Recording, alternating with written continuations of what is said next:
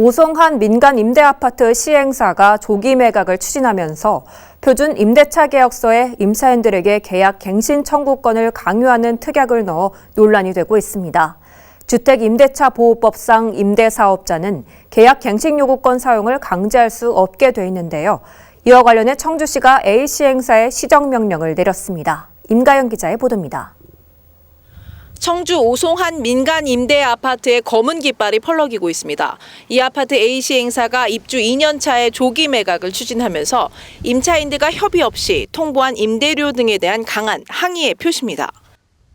7월 30일까지 만료일이라 전세 대출을 연장을 해야 되지만 이 계약서가 진행이 되지 않으면 은행에서는 연장을 해줄 수 없다고 하는 상태이고요. 연장을 하지 못하면 연체로 넘어가서 신용이라든지 연체 이자라든지 그런 것 때문에 입주민들이 가장 불안해하는 요소 중에 하나인 거죠.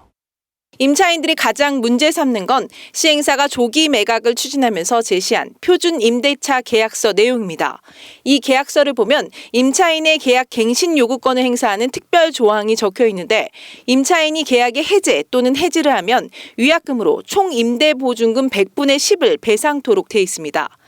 이 같은 시행사의 일방통행식 행보에 임차인들이 반발하고 나서자 시행사 측은 매각 업무를 방해하거나 악의적으로 비방할 경우 민형사상 법적 조치를 예정한다는 현수막을 아파트 곳곳에 붙였습니다.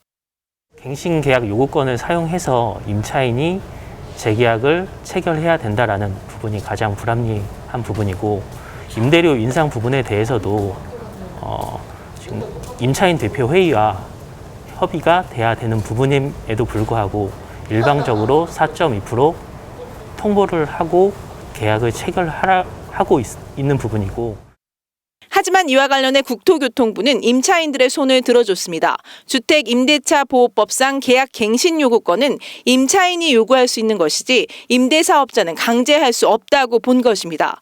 이 같은 국토부 판단에 따라 청주시도 시행사 측에 시정명령을 내렸습니다. 시행사의 표준 임대차 계약서 특약은 민간 임대주택에 관한 특별법을 위반했다고 판단한 것입니다.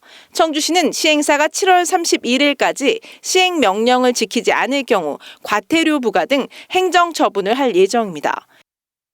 오송 민간임대주택에 대해서 민원인들이 낸 민원에 대해서 검토한 결과 법령에 위반됐다고 생각돼서 임대사업자한테 시정명령을 한 상태입니다.